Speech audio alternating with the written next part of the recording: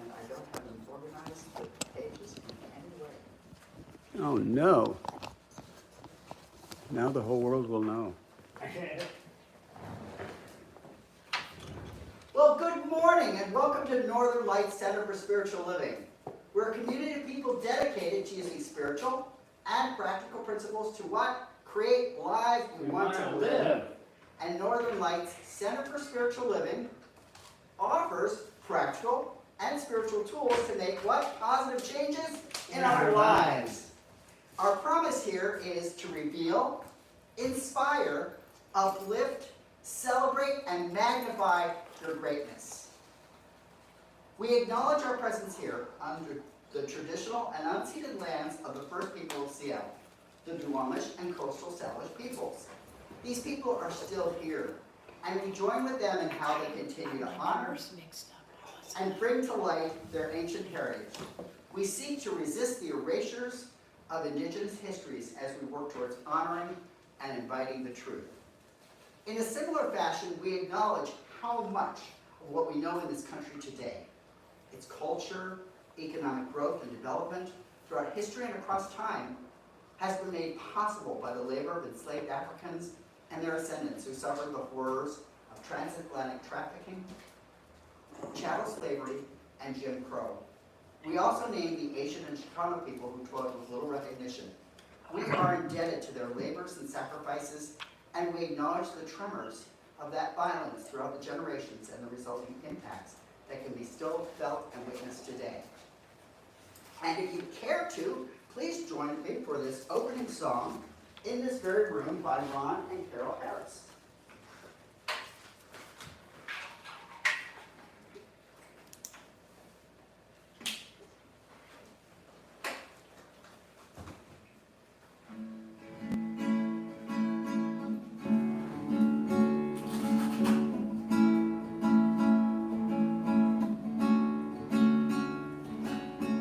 In this very room,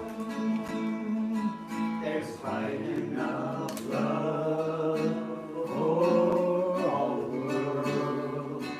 And in this very room, there's quite enough joy for all the world. And there's quite enough peace and quite enough power to walk through our every fear. For Spirit, sweet Spirit, is in this very room.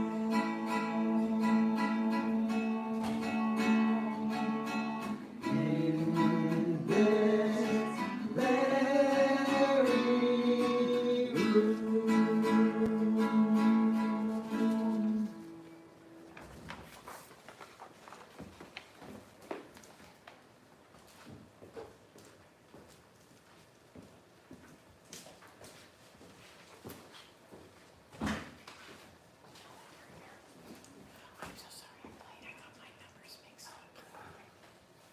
Good morning.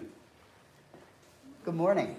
And this is the time that we set aside during the service to allow our bodies, our minds, our spirits, and to relax, to rest, to center. Please show these some dirty rice, please, please, please. There will be dirty rice. Thank you. To center. So I just invite everyone to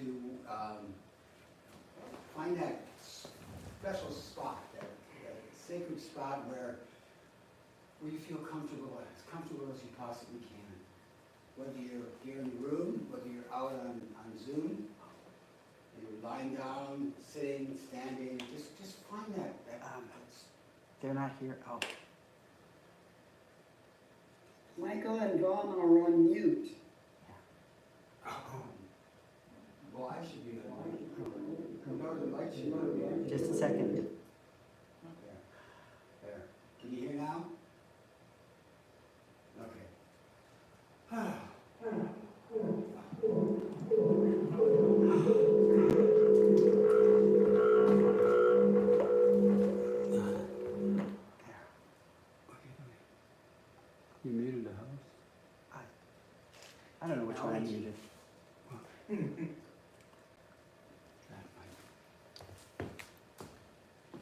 Yes, and we're live on YouTube also. So life is, okay. So now, can you hear again? Okay, we're going to start a little bit over. Oh, the gremlins that do exist. We raise and we praise the gremlins and send them back to the nothingness from which they came, because they are good for something. And so as we relax into our calming, centering position, if you feel comfortable, you can close your eyes. And in this moment, release anything that came before this moment. Any traffic, any worries, any woes, any gremlins. And just let them be. Because you can pick them up later if you choose to. You are always at choice in that situation. And so as we settle in, I just invite each of us to take a nice, deep cleansing breath, allowing your diaphragm to expand, and then hold it, and then we'll release it. Okay, I'll take a nice deep breath in, holding it, and releasing it. One more time, deep breath in, and release. And a deep breath in, and release. I find that very, very relaxing. And so for this morning's meditation, see, the topic today is Trauma 101. I'm going to invite us to just say to ourselves or out loud, and you can repeat it as a mantra, I am peace. I am calm. I am love. And we'll just repeat that into yourself. And allow yourself to lean into that declaration. That I am peace. I am calm. I am love.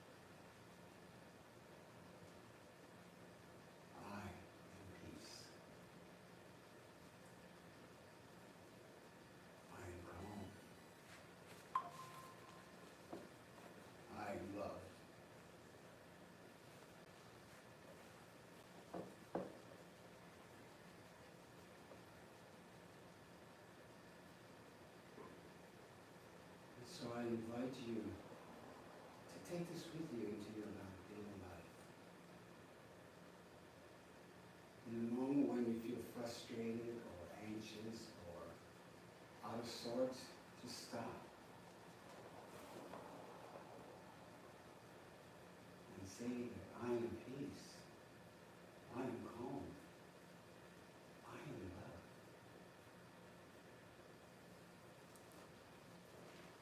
For it is yours for the taking. Just with that,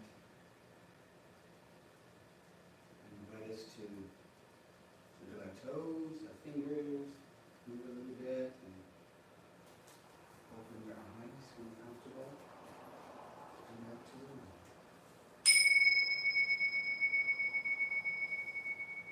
And so it is.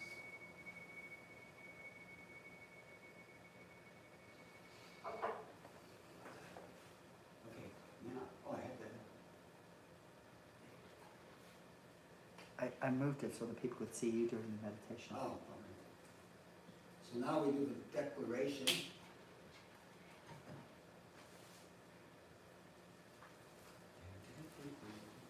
We are. And we will repeat that 3 times. We are an expanding and loving community working in a field of infinite potential. We are an expanding and loving community working in a field of infinite potential. One more time. Yes, We are an expanding and loving community working in a field of infinite potential. and so it is. And now today's reading, it's part of an article. The article is quite long, so this is just part of it. I can send you the link if you want the whole article, or even just this part. It's called Addressing Religious or Spiritual Dimensions of Trauma and PTSD. It's by Sadie Larson and Sadie Hopkins and Irene Harris. This part of it is called Relationship to Trauma of Relationship of Trauma to Spirituality. Struggling to make spiritual sense of a trauma can cause significant distress because spirituality is one core aspect of cultural diversity that helps inform peoples worldwide. Because of this, it may be helpful to directly address religion or spirituality within treatment for trauma. Indeed, there is some indication that often patients seeking mental health treatment are doing so as much for spiritual health as for mental health, or that a subset of the patients specifically want to include an open-ended discussion of spirituality in their treatment. There's also some indication that historically marginalized groups such as Black and Latino people are more often religious and wish for spirituality to be part of their health care. It is worth noting in the following discussion that the literature on spiritual strain following trauma is limited by the fact that much of the existing research is cross-sectional, includes most Christian faiths within the United States, and mostly focuses on a subset of traumas, especially combat, followed by natural disasters and sexual abuse. Spirituality and post-trauma mental health may influence each other in both positive and negative ways. This has less to do with people's dispositional spiritual identity, and more to do with how they spiritually cope with adversity.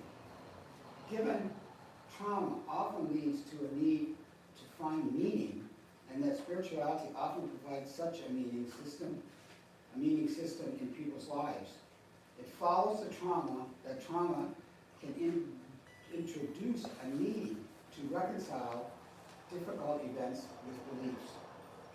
Spirituality can be helpful when a positive relationship to one's own beliefs and practices buffer the effects of trauma and provide a source of comfort during times of distress. This beneficial relationship, sometimes referred to as spiritual support or positive religious coping, has been found to be generally related to a better functioning after trauma, including post-traumatic growth.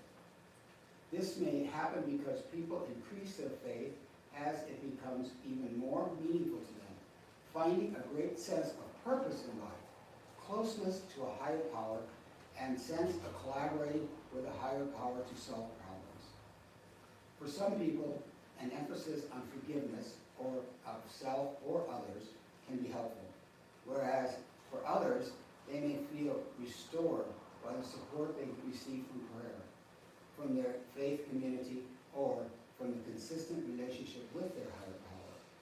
Some veterans reported that their faith helped give them a sense of meaning or hope that their role in the military was a part of the larger fight for justice in the world. On the other hand, for people who struggle to make sense of a trauma, their religious beliefs and doubts can lead to a decrease in religiosity and a greater distress that can turn into exactable PTSD. Spiritual strain, otherwise known as spiritual struggle or negative religious coping, has been consistently linked to a poorer mental health after trauma, often more strongly than the link below, or the link between positive religious coping and positive outcomes. Spiritual struggles may focus on deity, concern about relationship to higher power, or concern that the devil is causing negative events. On impersonal relationships, conflict with other churchgoers, or an interpersonal matters, such as feeling guilty about transgressions, having doubts about faith, or feeling a lack of meaning of life. So it is.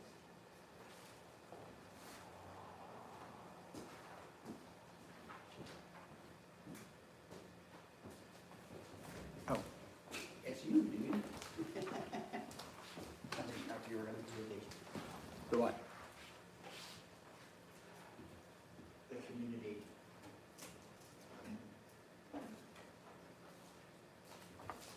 Community what? So, I do a chant each month for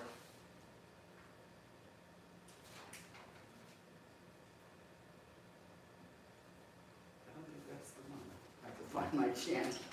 Buried in the papers. It's there. So, what do I expect? How do I open to more? What do I respect? Why not learn to adore? What are my prospects? Won't I grow beyond my own core? There's so much in store when anyone shuts me out as unworthy or someone to flout. Love and I have the wit to win, drawing circles that take them in. So please join in if it makes sense, or please just close your ears and know that this goes by pretty quickly. Painless.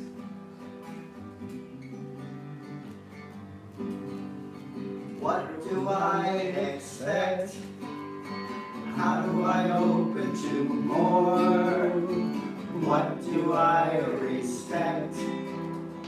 Why not learn to adore? What are my prospects? Won't I grow beyond my core? There's so much in store. When anyone shuts me out as unworthy or someone to flout, love and I have no wit to win, drawing circles and take them in. Now we go to you. What do you expect? How do you open to more? What do you respect? Why not learn to adore? What are your prospects? Won't you grow beyond your own core? There's so much in store. When anyone shuts you out out. Love and you have the wit to win, drawing circles that take them in. What do we expect? How do we open to more? What do we respect? Why not learn to adore? What are our prospects? Won't we grow beyond our own core? There is so much in store. When anyone shuts us out as unworthy of someone to flout, love and I have the wit to win, drawing circles that take them in. Now we come back to I. What do I expect? How do I open to more? What do I respect? Why not learn to adore? What are my prospects? Won't I grow beyond my own core? There's so much in store. When anyone shuts me out as unworthy or someone to flout, love and I have the wit to win, drawing circles that take them in.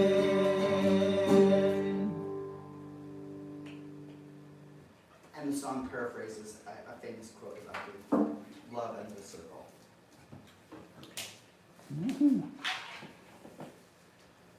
So before this song, before today's talk and exploration, we had this song from a group called Fearless Soul. My favorite.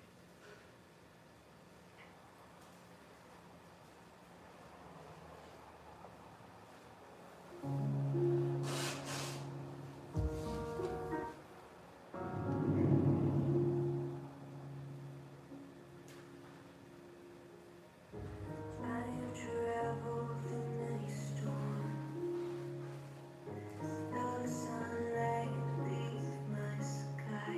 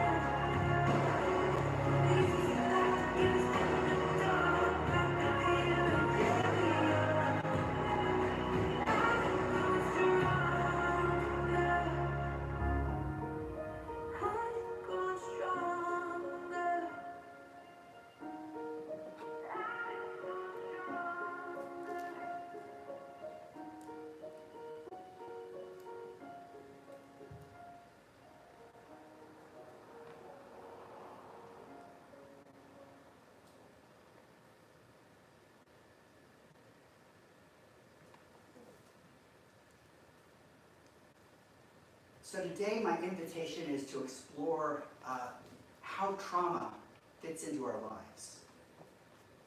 In spiritual centers, a lot of times, trauma is dismissed.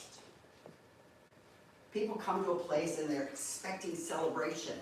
And if there isn't a sense of celebratory joy, there can be a sense of not fitting in. I remember some years ago, I had joined a volunteer group called Channel. And the director made several statements that I just resisted with all of my gut. But I found that his sticking with his belief ended up guiding me much more than my argument against what he was claiming. He had said, for example, that nobody makes you feel a certain way. And I just was like, oh no, that can't be true. I'm with this person, and I automatically, and he said, you know, you can believe that, but you can also believe that you're choosing that. I'm like, why would I choose that? That's crazy. The thing was that with that revelation from him, it gave me power that had previously not existed, had been previously unavailable. Similarly, he had made the claim that we may like to believe that what unites every human being is the experience of love. And what he offered was that while many people do experience love, it's not universal. There are places where someone may not encounter love. But what every human being does encounter is pain. And I was a really, love-centric person, and I thought, love has to be there if you just look for it hard enough. And when you do a glance at history, how many genocides have happened?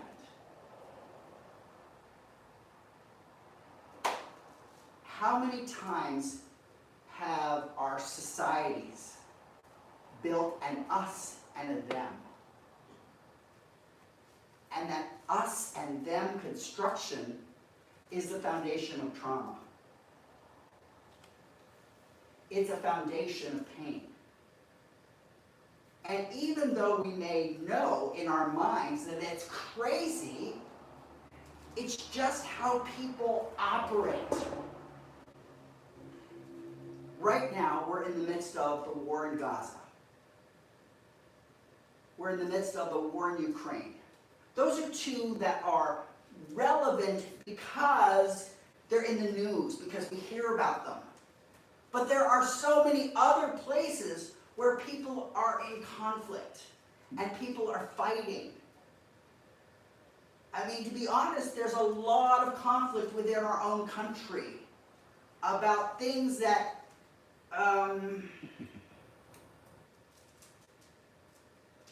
to me seem really outdated to be fighting about. I don't know how many people saw the debate between President Biden and former President Trump. And there was a point in the debate where they got into this conversation about golf. I have a better golf game. No, I have a better golf game. And my gut response was, who cares about these two old dudes fighting about their golf games? This is so far removed from anything that means anything in the whole wide world. I'll show him. He comes to my golf course and I'll beat him. Really? And yet, this re-embodies how many of us find ourselves inexorably drawn to conflict. One of the things in the papers about the talk was that there's this thing called trauma porn. And trauma porn is that trauma can be so attractive. It can be so, we can have so much interest in it. You know, when a car accident happens, how many people just stop and look? Sometimes it's almost impossible for human beings to not stop and look at the mess that's going on around us. that's not me. Thank God that's not me involved in that trauma that's going on. But the interest is that we're always feeling some level of pain. And when it can be out there, we don't have to process it ourselves. We can let it be out there. We can let it be distant from us. And we don't have to step up. We don't have to question, is there something I can do in this car accident? I mean, people are probably familiar with all the stories about the people crying for help, the women crying for help in a crowded courtyard. And of the 500 neighbors, nobody came. This is not a one-time event. This is just how people can act. There's a call, and yet there's a reluctance to answer. By exploring trauma, it's my hope that we can feel empowered to maybe move and make an answer. So what is trauma? I'm using the word, I might as well at least define it. Trauma can result from a single incident. One big thing that happens. So acute trauma. Chronic trauma, something that happens over and over and over again. And then there's complex trauma, which is an intermingling of these things.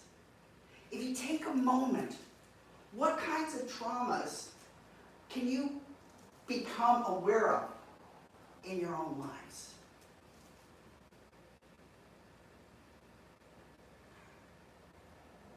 And I'm inviting you to be with it gently rather than judgmentally.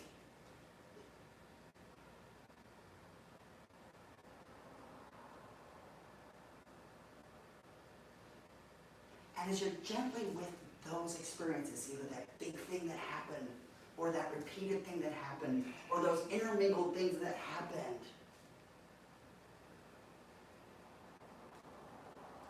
there may be an automatic response of blame, of shame, of trying to flee, of trying to get away.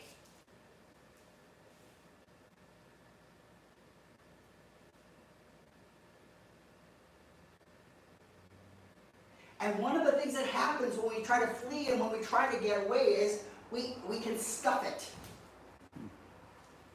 We can try to pretend it isn't there. And a metaphor that I've used before, and Julie, this is the first time that you get to hear it, is that when we stuff those things, like stuffing our feelings, it's like we've let them go underneath the table. And they haven't gone away. They're very busy under the table. So that when I try to stand up from my chair, my shoelaces have been tied by all of those feelings, all of those things that I've denied. And I fall down.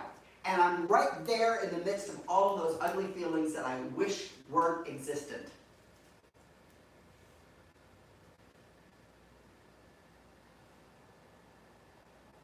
Part of the capacity to deal with trauma is to just be with it.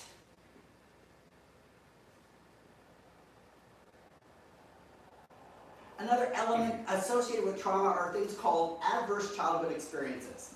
And how many people have heard of those? Adverse childhood experiences have been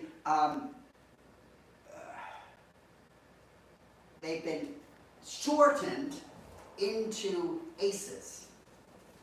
And I suspect Reverend Pamela is familiar with ACEs in the work that she's done as a guardian ad litem, in the work that she's done with the state, where she comes across children who've experienced physical, sexual, or verbal abuse, where she's come up with people that have had physical or emotional neglect, where there's separation or divorce, where there's a family member that has a mental illness, there's a family member who has an addiction, there's a family member who is imprisoned, or somebody has witnessed someone else being abused.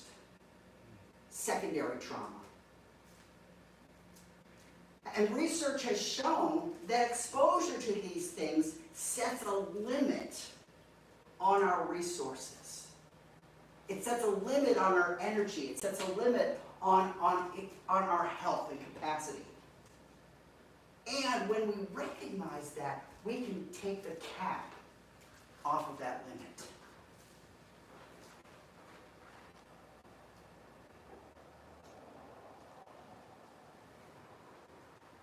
One of the things that we practice at Centers for Spiritual Living is the idea that our words have power.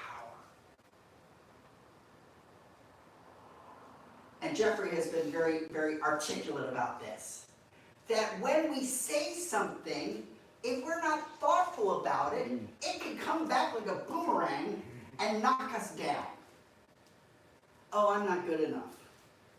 How many times do we have choruses that we have picked up, that we have let go on playing in our background as background music? And one of the things that the founder of the Centers for Spiritual Living, Ernest Holmes, proposed was that our words are very powerful. And when we become more aware of our words, we can assert more power. It's like what John Reed, my teacher earlier on, said, nobody is making you feel a certain way. You're choosing it. My words have power. How do we be deliberate about reclaiming our power? Think, for example, if we describe ourselves, I'm tired. I just have I'm no energy. I'm ugly. And I say these things in that whiny tone of voice because I want to emphasize that kind of language, that kind of trauma-informed language knocks us down and takes away our power. And what Ernest Holmes proposed was a practice called treatment. And treatment was getting to stand outside of that place where we've been stuck. So if I'm tired, what is it we really want to experience? Do we want vibrant life? Do we want energizing beauty? Do we want fabulous joy? I say these things because each person's own experience of fatigue may be countermanded by a unique, beautiful expression. So it might be light, it might be joy, it might be beauty, it might be wisdom.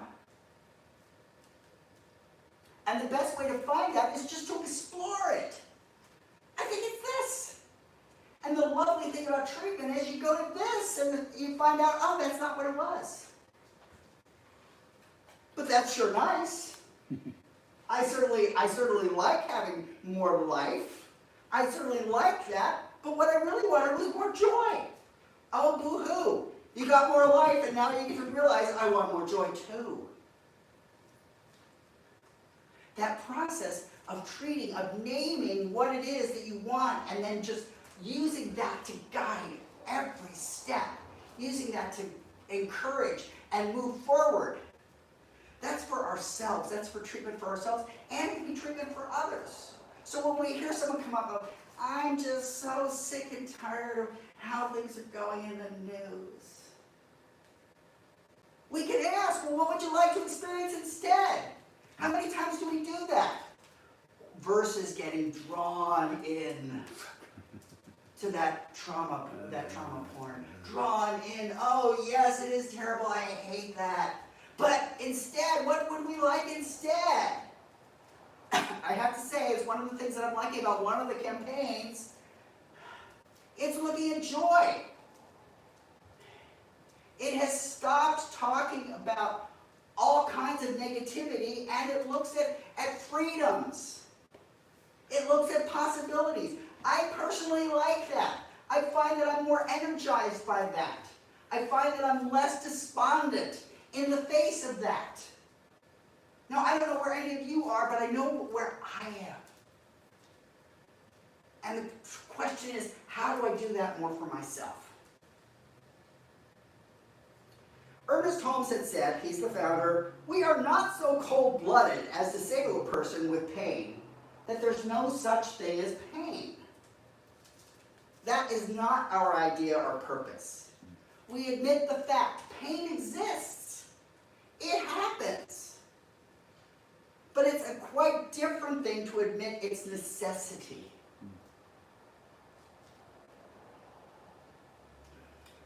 One other piece about pain that I just want to identify is that a lot of times when people are in pain, people love to be like little magnets towards, I can tell you why.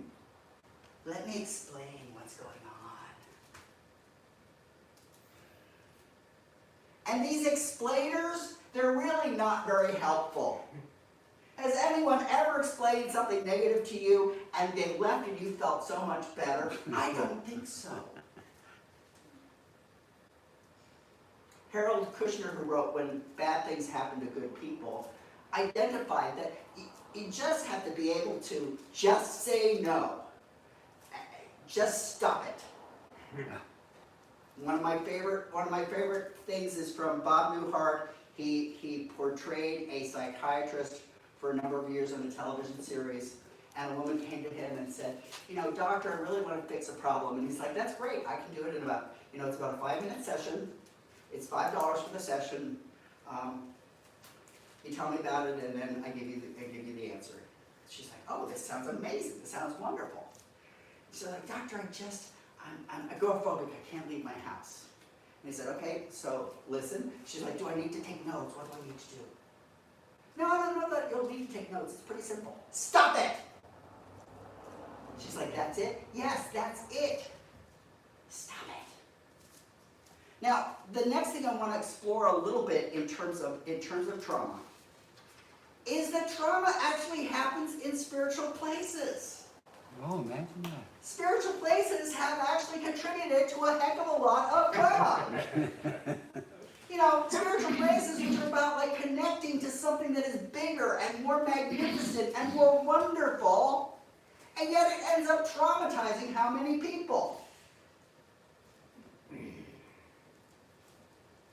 Michael and I sang in a chorus, and there was a section of the choral piece where the chorus is about a telling of the creation story. It's about who is the creator, and each of the creatures tries to identify. Well, the creator must be like an elephant because I've got this long trunk, and that's what the creator must be like. Or it must be like a bat because it's really good at flying. Or it must be like a worm because it's really good at getting through the ground. And there's this point where all of these different creatures have identified what the creator of all is like. And then this chorus, creates a cacophony of "you are wrong, you are wrong, you are wrong, you are wrong, you are wrong." And we get into situations where we're so caught up with our rightness that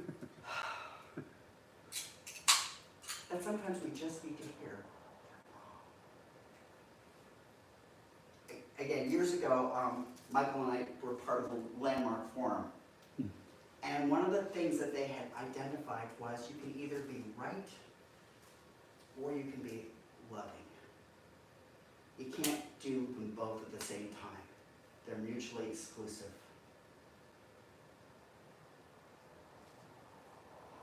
So religious communities have been so hyped up on their rightness that they know exactly who is the creator. They know exactly what the meaning of life is. They know exactly where and how people should live. They know exactly. And if you just simply follow these 10 rules, or 4 rules, or 2 rules, or this philosophy, if you just do this, everything's going to be great. And it's so great that we're going to fight against everybody else to push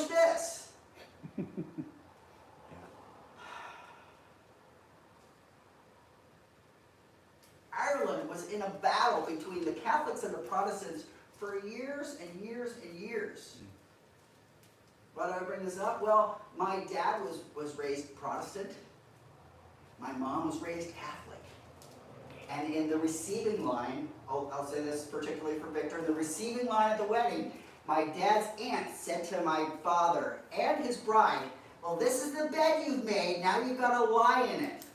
Which was not a particularly welcoming thing to my mom. Obviously, the auntie was distressed by my mom's Catholicism. She was not having any of it. Religions can be this place of division and discord and disregard, which is so counter to what they're originally designed for. I just got finished reading a book, the Song of Achilles. And in the Song of Achilles, it re-speaks the story of Achilles. And some of you may know Achilles was a born of a goddess and was highly skilled. And ostensibly, you know, his ankle was the only place that was vulnerable. But in the Song of Achilles, that story, they don't focus on that vulnerability. What they focus on was vulnerability was his own tendency towards elevating himself. His own tendency in his pride.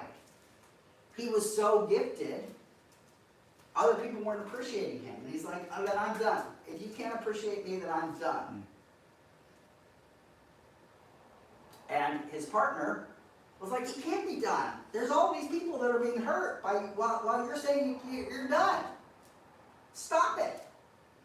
And Achilles was like, nope, this is my pride. I'm not going to part with my pride. And his partner, Patroclus, was like, please do this for me. And Achilles was like, no, I'm not. I cannot do this. And Patroclus pretends to be Achilles and goes out on the field and makes a difference. And Patroclus was a lousy warrior. Patroclus was warned by the centaur who taught the bow, don't you ever get out on the field. You're dead meat if you do. But Patroclus did it. Patroclus did it because he cared about all of these people. He did it because he cared about his partner's reputation. He cared so much that he made his circle so big. And he ended up dying in the process. How far are we willing to go beyond ourselves? How willing are we to let that old self die and let something new emerge?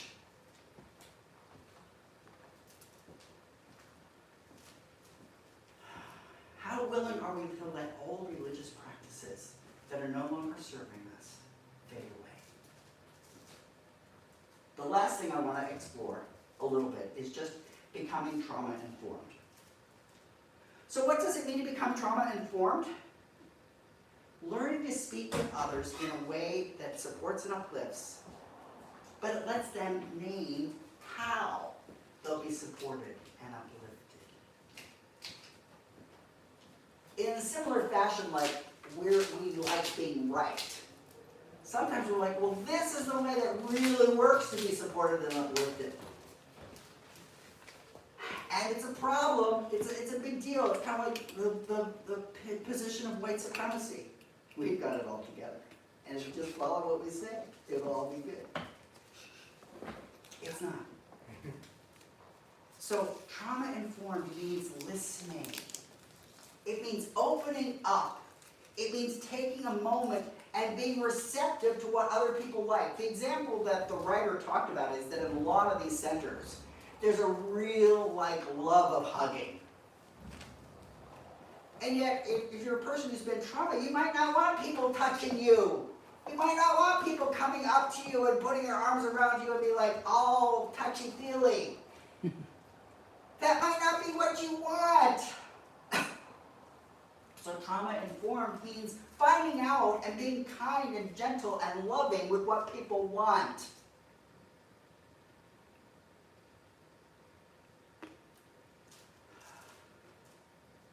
Tricia Hersey wrote in Rest is Resistance, a manifesto, resting is about the beginning process of undoing trauma so we can thrive and evolve back to our natural state, a state of ease and rest. Think about that for a minute. What if our natural state is a state of ease and rest?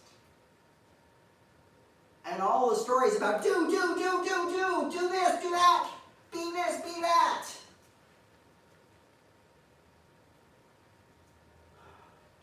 A trauma-informed community gives a space for whatever it is that people need. And it creates a space so that people can name that and be received with love and be received with care.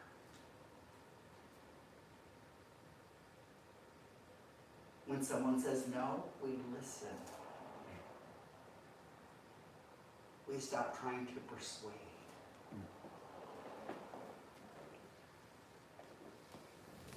So I'll just summarize with the notion that it's crucial that we begin to listen and support one another through our healing journeys.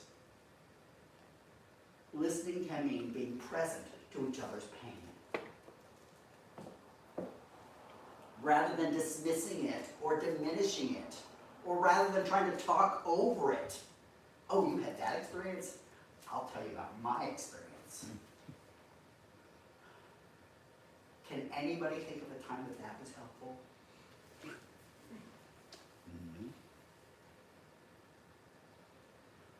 To paraphrase Ram Dass, everyone deserves to be treated with kindness, grace, and compassion as we walk one another home. So I have a little chant. Let's see how we get this. That I'm offering for people to kind of get into a frame. And the frame then will lead to the affirmation, which will lead to one of the things we do on the second Sundays is that we do a request exchange. So we identify something that we would like to have in our lives. And maybe this conversation about trauma identifies something that we're ready to let go of in our lives. Or something that we're like, I didn't realize that was going on, but it is. Like one of the things is it's coming up. My school year is going to be restarting. I expect the school year to be hard. Stop it. I just have to stop it. And I can expect that it's easy. And I can expect that it's restful and that it's graceful. And that when it doesn't meet my expectation, I can find a way around it rather than just consigning myself to, oh, it's just got to be miserable. Because it doesn't have to be miserable. I'm trying to, I know there's a way, but.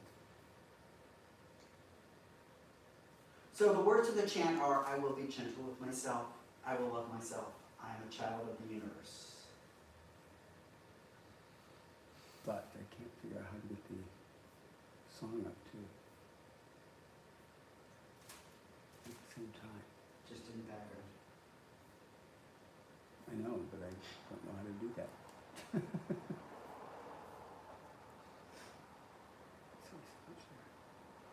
There used to be a thing on here.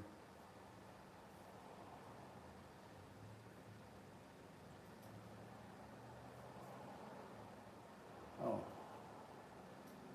So I'm going to do it. well, try it. Go for it. I will be gentle with myself, I will love myself. I am a child of the universe, being born I think I got it. each moment. I will be gentle with myself, I will love myself. I am a child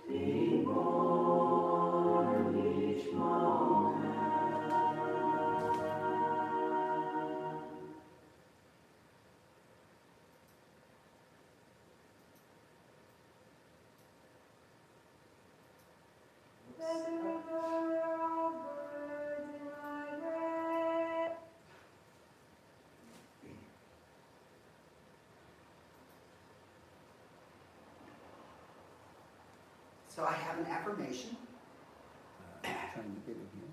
and my invitation is for people to join me in saying it 3 times. You just hold on for a second here. Ah.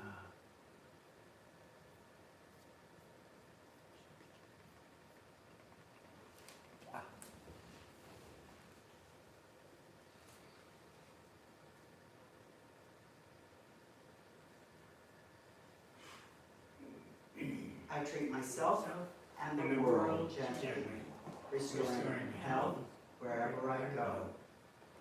I treat myself and the world gently, restoring health wherever I go. I treat myself and the world gently, restoring health wherever I go. And so And it so is. it is. So now, you're going to explain. You're going to explain. Sure. Like I said earlier, we have, during the second Sundays, we share an opportunity to make a request, and we just exchange them. So mine, for example, is very simple. My request is grace. Grace. So if you pick me, it's like, okay, I am knowing that Vaughan is, I am feeling that, I am knowing it, I am believing it. However it is that you want to frame it, your way of holding my prayer request is what ignites you. And the lovely thing about prayer requests, when I pick someone else's, I get to be carrying theirs while someone is carrying mine. So I know that someone is holding me in grace, and I might be holding someone up in terms of health, in terms of wellness, in terms of vitality, in terms of joyful relationships, in terms of passionate connections, in terms of whatever. So take a moment and consider either out of the trauma that you'd like to end, or a new experience that you'd like to open to, what it is that you'd like someone to hold for you. Tell them online. Oh, and if you're online, if you can send your request in chat, then we can write it up on our little prayer request form, and then we can put it into the envelope, and someone can pick yours. And if yours isn't picked online, it will be redistributed to you online. Yes, later today. Not at this moment. Today.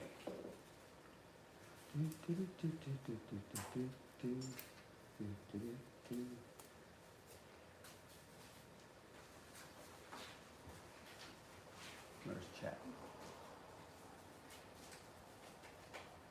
Oh, we got 2 in the chat. Okay.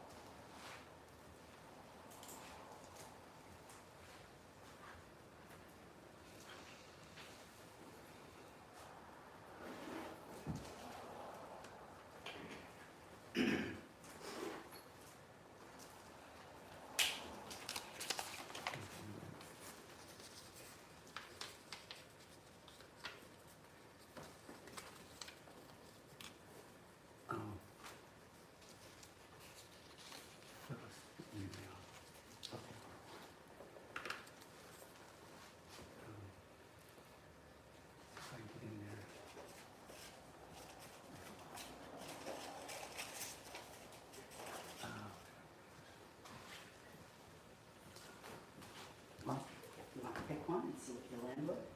And if it's yours, then put it back.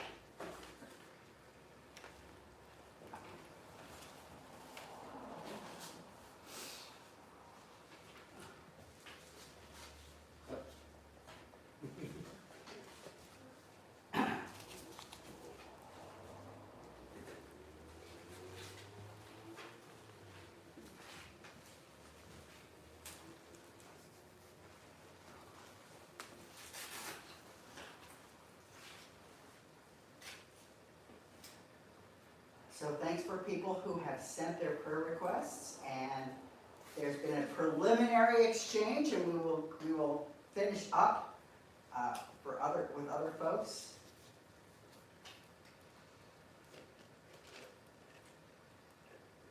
My writing's horrible.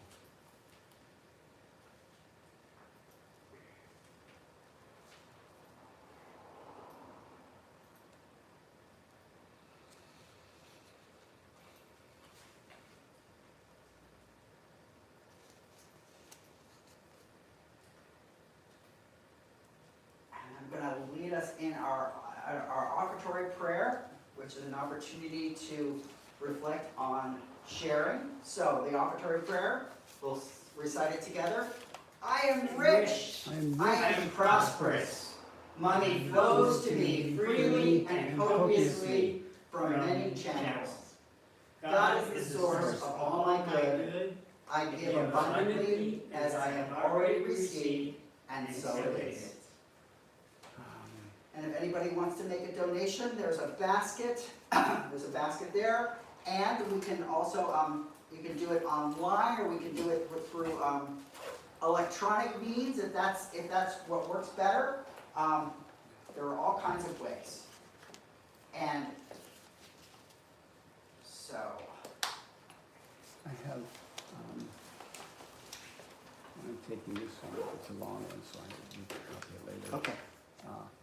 But anything from Phyllis or Pamela?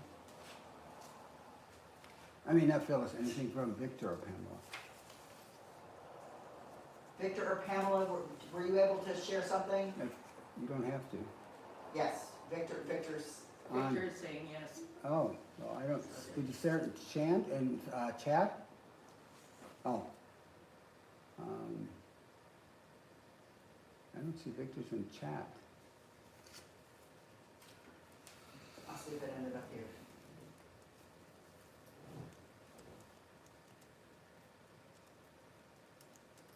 Yes, here it is. It's sent here. I got it. So we will. Great. Thank you. So do you want to do announcements? Yeah. Okay. Oh, you're gonna, oh, then you're right, and then we'll, Yeah. We'll. because we've got a couple in there. Oh, they Yeah. gotta go to, okay. Oh, I suppose I should shut this off. If I know how.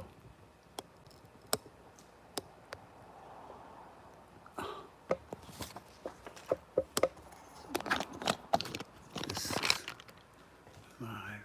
Okay, so one. Oh, this is, how do I shut it off? I don't know. I guess this. Are you sure? Okay.